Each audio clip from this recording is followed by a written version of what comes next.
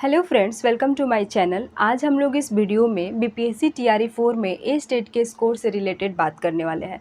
हम जानेंगे कि बिहार के कैंडिडेट को ए स्टेट में कितने स्कोर आने चाहिए कि वो बीपीएससी टीआरई 4 का फॉर्म भर पाएंगे। ठीक है, मैंने इससे पहले सीटेट के स्कोर से रिलेटेड वीडियो बना रखा है। मैं उस वीडियो का डिस्क्रिप्शन में लिंक डाल दूँगी।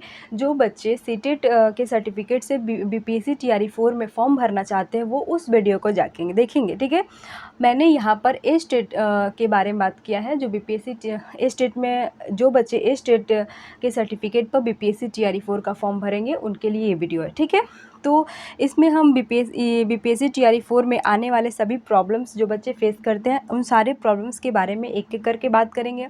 साथ ही साथ हम एज क्राइटेरिया के बारे में बात करेंगे और ये भी बात करेंगे कि मार्कशीट उनका कब कहाँ मिलेगा। अदर स्टेट की कैंडिडेट के बारे में बात करेंगे। तो हम एक एक करके इन सभी चीज़ों के बारे में इस वीडियो में बात करेंगे।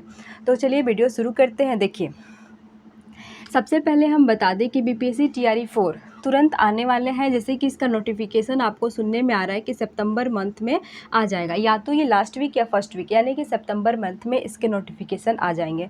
और इसका एग्ज़ाम के बारे में बात करें तो दिसंबर लास्ट वीक में इसके एग्ज़ाम की चांसेस है, क्योंकि अगर ये दिसंबर लास्ट वीक में इसके एग्ज़ाम होते हैं तो आपका नेक्स्ट सीटेट का एग्ज़ाम जनवरी के फर्स्ट वीक में होने की संभावना है। यहाँ तक समझ में आया कि बीपीएससी टीआरई 4 का नोटिफिकेशन आपका सितंबर मंथ में आ जाएगा और इसका एग्ज़ाम आपको दिसंबर लास्ट में देखने को मिलेगा। यहाँ पर हम बात करते हैं ए स्टेट का, तो इसका रिज़ल्ट आपको एक वीक के अंदर आ जाएगा। ठीक है, अब आपका रिज़ल्ट की देरी नहीं है, तुरंत आने वाला है, तो एक वीक के अंदर आपका रिज़ल्ट आ जाएगा। अब हम समझते हैं कि उसमें बच्चे कैसे पास और फेल, मतलब कौन सा उनका ये लेवल होता है कि कितने नंबर पर पास होंगे, कितने नंबर पर फेल होंगे। तो देखिए, यहाँ पर मैं आपको पहले बात समझा दूँ कि अगर आप सीटेट में देखते हैं कि सीटेट में जनरल कैटेगरी के बॉयज़ हो या गर्ल्स उनका 90 मार्क्स होता है और ओबीसी, एसटी या एससी उनका 82 मार्क्स होता है।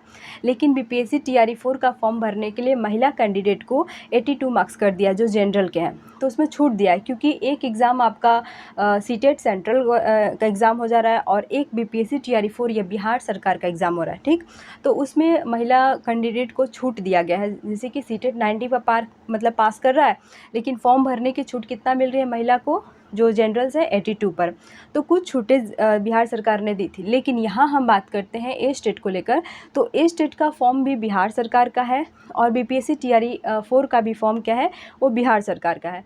तो इसमें हम बात करते हैं कि जो मार्क्स आप ए स्टेट को क्वालिफाई करने में लाइएगा बिहार के बच्चे, वही मार्क्स उनके बीपीएससी टीआरई 4 के फॉर्म भरने में आएगा। मतलब यहाँ पर कोई छूट नहीं है। ठीक, तो पहले हम बिहार के बच्चों के लिए समझते हैं बिहार कैंडिडेट के बारे में। देखिए, जो भी जनरल के मेल है, मैंने यहाँ पर लिख दिया है कि आप लोग को कोई डाउट ना हो, एक एक वर्ड मैंने क्लियर लिखा है कि अगर आपको वीडियो में बताने के बावजूद भी अगर समझ में नहीं आ रहा है तो आप एक बार बोर्ड को देख सकते हैं। ठीक है, तो देखिए वीडियो शुरू करते हैं। जनरल कैटेगरी के जो भी मेल है अनरिजर्व, तो वो देखिए ए स्टेट का कितना मार्क्स का एग्ज़ाम होता है, ए स्टेट का मार्क्स का 150 मार्क्स का एग्ज़ाम होता है। ठीक है, तो 150 मार्क्स में उनका 50% चाहिए, कितना, 75 मार्क्स। अगर वो 75 मार्क्स ला रहे हैं तो वो ए स्टेट में मतलब वो पास है। लेकिन यही मार्क्स बिहार के बच्चे बीपीएससी टीआरई 4 का फॉर्म भरने में उनका चाहिए। ठीक है, तो देखिए जनरल में मेल का कितना मार्क्स चाहिए, 75 मार्क्स चाहिए। इसके बाद हम जानेंगे कि बीसी में मेल का मार्क्स कितना चाहिए। तो देखिए उनमें 45.5% रहता है, मतलब 68.25 मार्क्स चाहिए। ठीक है, यानी कि कह सकते हैं कि 69। यहाँ तक समझ में आ गया। अब हम जानेंगे ईबीसी मेल का कितना मार्क्स चाहिए। 150 में 42.5%, यानी कि 64 मार्क्स। यहाँ पर कितना चाहिए इनको, 64 मार्क्स।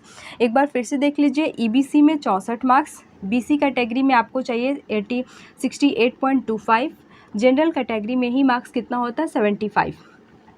उसके बाद हम जानेंगे कि एसटी, एससी और फिजिकली हैंडीकेप और साथ ही साथ जितने भी मतलब फीमेल है, चाहे वो कोई भी कैटेगरी को, मैंने यहाँ साफ लिखा है ऑल कैटेगरी फीमेल, उन सभी को कितना मार्क्स चाहिए, 60 मार्क्स चाहिए। मतलब 150 में कितना मार्क्स चाहिए, 60 मार्क्स चाहिए। एक बार मैं फिर से बता दूं, जितने भी मेल पर्सन हैं उनको 75 मार्क्स चाहिए जो जनरल कैटेगरी में आते हैं। जितने भी बीसी में मेल मतलब मेल कैंडिडेट है, जितने भी बीसी के मेल कैंडिडेट हैं उनको कितना मार्क्स चाहिए, 68.25 यानी 69 मार्क्स। ठीक, इसके बाद हम जानते हैं ईबीसी में जो मेल कैंडिडेट है उनको कितना चाहिए, 64 मार्क्स। ठीक, एसटी, एससी और फिजिकली हैंडीकेप या ऑल कैटेगरी फीमेल, चाहे वो मतलब कोई भी कैटेगरी की फीमेल हो, उनको कितना मार्क्स चाहिए, 150 में 60 मार्क्स। ठीक है, यहाँ तक आप लोग मार्क्स के बारे में समझ गए।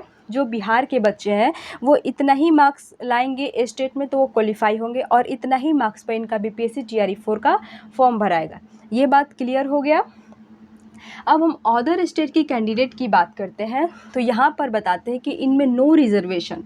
मैंने जैसे सीटेट में बता रखा है, सीटेट के वीडियो में, वो सेम टू सेम इसमें भी है। देखिए, जो जो मतलब अदर स्टेट के कैंडिडेट है, सभी कैंडिडेट चाहे वो अनरिजर्व्ड हो, बीसी हो, ईबीसी हो, एससी हो, एसटी हो या ऑल फीमेल हो, साथ ही साथ वो फिजिकली हैंडीकेप जो बच्चे हैं, दिव्यांग बच्चे, वो सभी कहाँ आएंगे, सभी को जनरल कैटेगरी में माना जाएगा।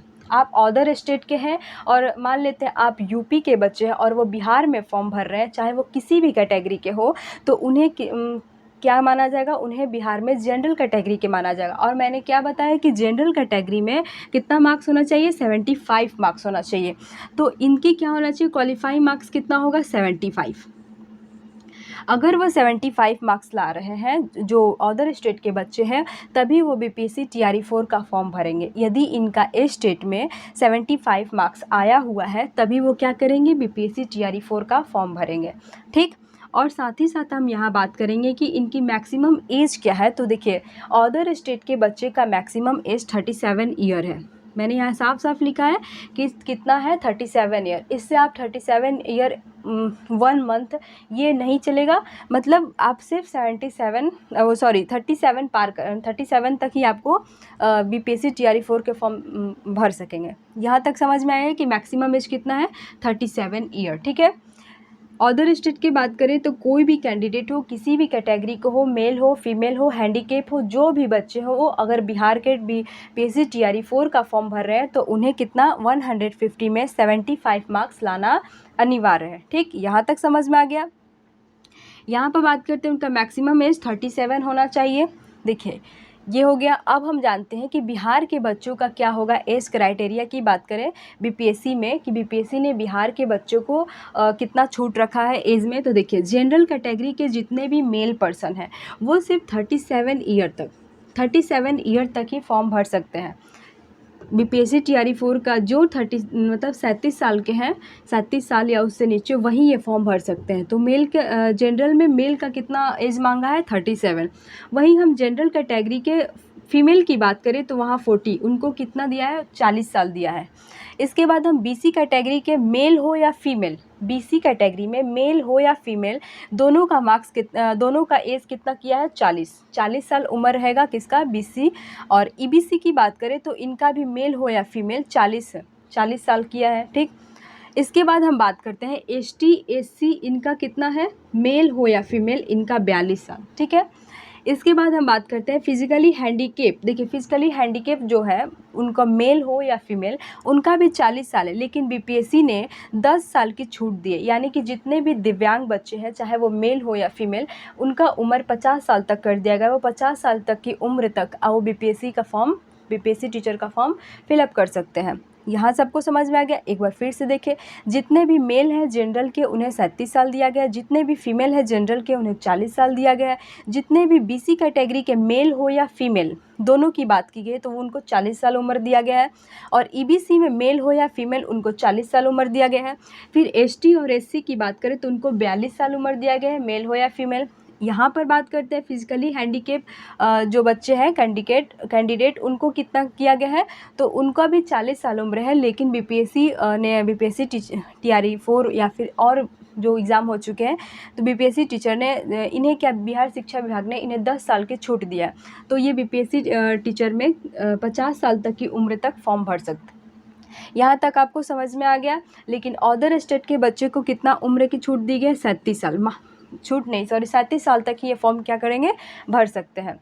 इनका समझ में आ गया कि मार्क्स अदर स्टेट के बच्चे का मार्क्स कितना होना चाहिए 75, उम्र कितना होना चाहिए 37, और बिहार के बच्चों का ये मार्क्स है, मैंने सब क्लियर रख के बता दिया है, और ये उनका एज है, इसी के अनुसार ये फॉर्म फिलअप करेंगे। यहाँ तक समझ में आ गया। अब देखिए बिहार के बच्चे के जो ए स्टेट के रिज़ल्ट आने वाला है, तो आपके मार्कशीट कहाँ मिलेंगे। जो बिहार के बच्चे हैं उनका 1 या 1.5 मंथ बाद यह मार्कशीट जिला शिक्षा विभाग के कार्यकाल में भेज दिया जाता है। 1-1.5 मंथ बाद आप जाकर वहाँ से आप फॉर्म मार्कशीट अपना ले सकते हैं। कहाँ से, जो सिर्फ बिहार के बच्चे हैं उनका देखिए जिनके अलग अलग ज़िला में जो जिला शिक्षा विभाग है वहाँ के कार्यकाल मतलब कार्यालय में ये मार्कशीट भेज दिया जाता है, आप वहाँ से जाकर ले सकते हैं। लेकिन जो अदर स्टेट के बच्चे हैं उनका मार्कशीट पटना में मिलता है, पटना के साथ गर्दनीबाग इलाके में करके, तो वो जाकर अपना मार्कशीट वहाँ से लेंगे। 1 से 1.5 मंथ लगता है।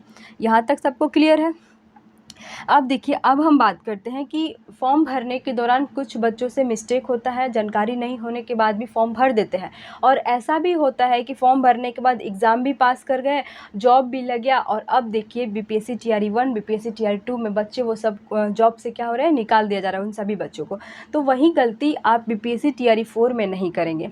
तो उसमें कौन कौन सी बात आती है, सबसे पहला दिक्कत आती है कि मैरिड फीमेल की बात आती है। तो मैं उनको बता दूं यहाँ पर कि जैसे कि आप कोई मान लेते हैं कोई बिहार की लड़की है,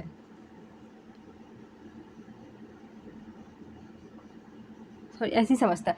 देखिए अगर कोई बिहार की महिला है और वो जाकर किसी अदर स्टेट में शादी कर रही है, ठीक है, तो वो उनको कहना है कि उनको छूट मिलेगा कि नहीं। देखिए जो भी महिला बिहार से किसी अदर स्टेट में जाकर शादी कर रही हैं, तो उनका एनसीएल जो बनेगा उनके फादर के एड्रेस पे बनेगा, यानी कि उनके मायके पे बनेगा, जो उनका मायका कहाँ है, बिहार में। तो जो बिहार के लोग हैं जाकर कहीं भी शादी करें तो उनको ये छूट मिलेगा, एज में भी छूट मिलेगा, और साथ ही साथ ये मार्क्स भी रहेगा उनके, ठीक है, चाहे वो किसी भी कैटेगरी के हो, मतलब कैटेगरी वाइज उनको छूट दिया जाएगा। क्योंकि अगर बिहार की लड़की किसी दूसरे जगह जाकर शादी कर रही है तो उनको छूट मिलेगा। लेकिन वही बात आता है कि अदर स्टेट की कोई लड़की अगर बिहार में शादी कर रही है तो उनका एनसीएल उनके मायके उनके पिता के एड्रेस पर बनेगा। तो उनके पिता का एड्रेस बिहार में ना होकर किसी अदर स्टेट में है, तो वो क्या होगा, अदर स्टेट की ही मानी जाएंगी, और उनको क्या वो इसमें आ जाएंगे, उनको किसी प्रकार की रिजर्वेशन नहीं मिलेगा। साथ ही साथ उनको जनरल कैटेगरी में रखा जाएगा, जहाँ पर उनके मार्क्स 75 होंगे और एज कितना होगा, 37। यहाँ समझ में आ गया। अगर बिहार की लड़की कहीं भी जाकर शादी करे उसको ये छूट मिलेगा जो यहाँ पर मिला है एज में और ये स्कोर में। लेकिन अगर कोई अदर स्टेट की लड़की बिहार में आकर शादी कर रही है तो उनको नो रिजर्वेशन होगा, और साथ ही साथ क्वालिफाइंग मार्क्स उनका 75 होगा, वो जनरल कैटेगरी में मानी जाएंगी, चाहे वो किसी भी कैटेगरी की हो। यहाँ तक सबको समझ में आ गया। अब बात करते हैं रिजर्वेशन। देखिए रिजर्वेशन मैंने बता रखा है कि रिजर्वेशन सिर्फ बिहार के लड़कियों का है, अदर स्टेट की कोई रिजर्वेशन नहीं, ना उनको एज में छूट मिलेगा, और मतलब जो भी छूट हो सिर्फ बिहार के लड़का लड़की को मिलेगा। यहाँ तक समझ में आ गया। यहाँ देखिए अपियरिंग की बात करते हैं तो ए स्टेट का एग्ज़ाम भी अपियरिंग पर नहीं होता। जैसे कि आप बीएड कर रहे हैं, डीएलएड कर रहे हैं, तो आप ए स्टेट का फॉर्म नहीं भर सकते हैं। साथ ही साथ अगर आप बीएड कर रहे हैं, डीएलएड कर रहे हैं, यानी अपना कोर्स कर रहे हैं और अभी आपका कोर्स समाप्त नहीं हुआ है, तो आप बीपीएससी का भी फॉर्म नहीं फिलअप कर सकते हैं। अपियरिंग इसमें होता ही नहीं है, ठीक। लेकिन मैंने एक सीटेट के जो वीडियो बनाया उसमें मैंने उसका अलग नियम है, मैंने उसमें समझा रखा है, तो आप लोग वो वीडियो जाकर देख लीजिएगा। इसके बाद आता है बीपीएससी के लिए कितने मौके। तो मैंने बताया है कि बीपीएससी का जो मिलने का बीपीएससी टीआरई टीचर का एग्ज़ाम देने के लिए पहले 3 मौके थे, अब बढ़ाकर कितने कर दिए गए हैं, 5 कर दिए गए। लेकिन आप जब भी फॉर्म भरें तो आपको ये लगना चाहिए कि ये मेरा अंतिम मौका है और हमको इसी में निकालना है। अगर आप ये सोचने लगे कि ये मेरा पहला अटेम्प्ट है और अभी हमको और 4 अटेम्प्ट मिलेगा, तो ऐसे आपका एग्ज़ाम नहीं निकलेगा। हमेशा याद रखिए कि मेरा अंतिम एग्ज़ाम है और हमको इसी में निकालना है। लेकिन इसके मौके कितने बढ़ा दिए गए, 5।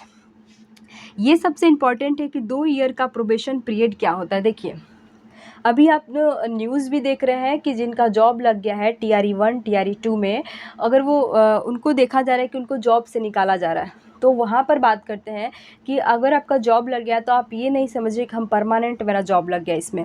वो 2 साल का जॉब के बाद आपके 2 साल का प्रोबेशन पीरियड होता है। उस प्रोबेशन पीरियड में आपका सर्टिफिकेट वेरिफिकेशन होता है, ठीक है। अगर सर्टिफिकेट वेरिफिकेशन में कोई भी गड़बड़ी दिखी, जैसे कि अगर आपको यहाँ पर 37 साल की छूट दिया गया और आप ये उम्र समझ रहे हैं, नहीं समझ पाए अच्छा से फॉर्मेट एग्ज़ाम का, नोटिफिकेशन का, और आपने कोई भी गड़बड़ी किया और आपका सर्टिफिकेट वेरिफिकेशन में कोई भी गड़बड़ी निकली तो आपको जॉब से निकाल दिया जाएगा, क्योंकि 2 साल का प्रोबेशन पीरियड होता है जिसमें साफ साफ कहा गया है कि कोई भी गलती निकलेगी तो आपको जॉब से निकाल दिया जाएगा। जो अभी आप देख रहे हैं TRE 1 और TRE 2 में बहुत सारे बच्चों को जॉब से निकाला जा रहा है। तो ये गलती नहीं करें। जब भी आप इसका फॉर्म फिलअप करें आप पूरी तरह से एक बार देख लें नोटिफिकेशन का फॉर्मेट, साथ ही साथ मैंने यहाँ पर सब कुछ क्लियर कर रखा है, ये भी आप देख लें, उसके बाद ही आप अपना फॉर्म भरेंगे। ठीक है, देखिए ये वीडियो था स्टेट के लिए जो 9 से लेकर 12th क्लास तक के बच्चे फॉर्म भरेंगे। मैंने 1 से लेकर 8 यानी कि सीटेट का स्कोर बीपीएससी से रिलेटेड अलग वीडियो बना रखा है, उसमें भी मैंने सारी चीज़ें बहुत अच्छे से क्लियर की हैं। तो जो सीटेट के सर्टिफिकेट पर बीपीएससी TRE 4 का फॉर्म भरेंगे वो जाकर वो वीडियो देखेंगे, और जो स्टेट के अनुसार ये फॉर्म भरेंगे बीपीएससी TRE 4 के लिए तो उनके लिए वीडियो था।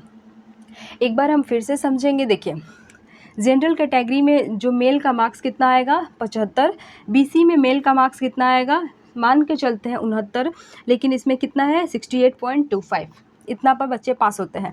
EBC की बात करें तो 64 नंबर आना चाहिए। ST SC फिजिकली हैंडीकेप या ऑल कैटेगरी के फीमेल का कितना मार्क्स आना चाहिए 60 मार्क्स आना चाहिए। ठीक है, इसके बाद हम करते हैं ये अदर स्टेट के कैंडिडेट जो भी हैं वो किसी भी कैटेगरी की हो, मेल हो फीमेल हो, जो भी हो, ST SC जो भी फिजिकली हैंडीकेप, बच्चे सारे पूछते हैं कि मैम फिजिकली हैंडीकेप है और अदर स्टेट्स है, तो देखिए मैंने आपको साफ साफ कहा है कि आप कुछ भी हो, अगर आप अदर स्टेट के हुए तो आपको कितना 75% मार्क्स होना चाहिए स्टेट में। ठीक है, तो ये हो गया क्वालिफाइंग मार्क्स कितना होना चाहिए 75%, तभी आप ये फॉर्म भरेंगे।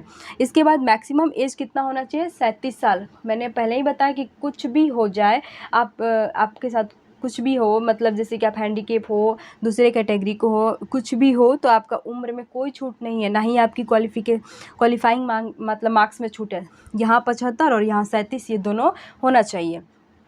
इसके बाद पर एज क्राइटेरिया की बात, तो यहाँ जनरल के लिए 37, फीमेल में जनरल के लिए 40, BC में मेल हो या फीमेल 40 साल, EBC में मेल हो या फीमेल 40 साल, ST और SC में मेल हो या फीमेल 42 साल। यहाँ फिजिकली हैंडीकेप की बात करें तो BPSC ने उन्हें 10 साल की छूट दी है, तो यानी कि इनका उम्र 50 साल तक ये फॉर्म भर सकते हैं। इसके बाद मैंने स्टूडेंट के बारे में बता रखा है कि 1 मंथ बाद आपके जो मार्कशीट है स्टेट का वो कहाँ आ जाएगा, जिला शिक्षा विभाग के कार्यालय में भेज दिया जाता है। आप 1 से 1.5 मंथ बाद जाकर वहाँ से ले सकते हैं।